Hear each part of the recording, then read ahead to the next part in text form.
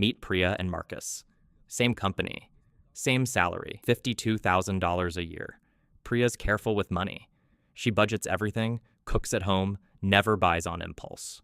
Marcus isn't. Takeout twice a week. New trainers when he wants them.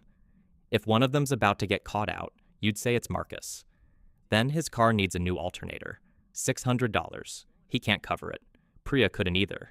6 in 10 Americans couldn't cover a $1,000 emergency without borrowing. Not the reckless ones, the careful ones too. In the next 5 minutes, you'll see why saving harder was never going to fix this, and who built it this way. Most people think being one paycheck from broke is a personal failing, bad choices, or not enough discipline. But when the careful ones and the careless ones both fail the same $600 test, that's not two people making bad decisions. That's a system doing exactly what it was designed to do. So let's keep this fair. This isn't about Marcus's takeout or Priya's spreadsheet. Whatever they do with the money, the bucket looks the same. Picture your finances as a bucket with a hole in the bottom. Money pours in at the top. Rent, bills, food, and debt drain out the bottom. For most people, the hole is just slightly bigger than the tap. Every month, the bucket nearly empties. Then the car breaks down, and it empties completely. So the real question was never why Priya and Marcus can't save. It's who keeps making the hole bigger. In the 1970s, there was a deal. When workers produced more, they earned more.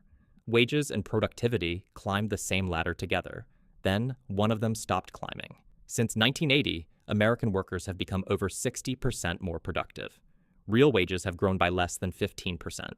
That's 4 decades of value workers created and never got paid for. It didn't vanish, it went to shareholders, to executives, to people who own things, instead of people who make things. But flat wages alone don't explain the squeeze. There's a second half. While wages flatlined, the cost of everything you can't avoid took off. Rent has more than doubled since 2000. Healthcare has tripled. In some cities, childcare costs more than a mortgage. A TV is cheaper than ever. A laptop, too. Official inflation blends it all together and calls it under control. But the things getting cheaper are the things you choose to buy. The things getting more expensive are the things you can't. So wages fell behind, and essential costs pulled ahead.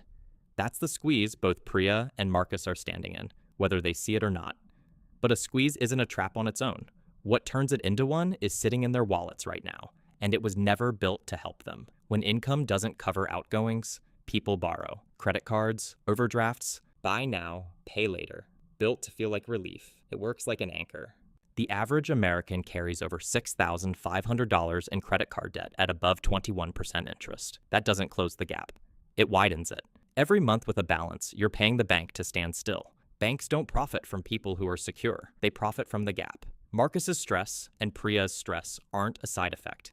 They're the product. Here's the number that ends the argument. American credit card debt just hit $1.28 trillion, the highest ever recorded. More than half of it isn't vacations or new phones. It's groceries, rent, electricity, millions of people paying 21% interest just to eat. At the exact same time, JP Morgan posted the most profitable year of any bank in American history, beating the record it set the year before, record profits for the banks, record debt for everyone else in the same year. Priya's spreadsheet didn't save her.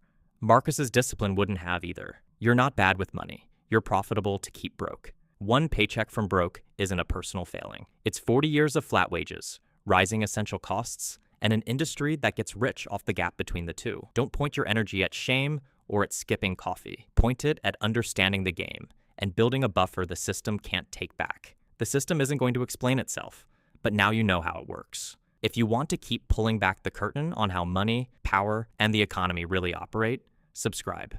New video every week. We'll see you next time.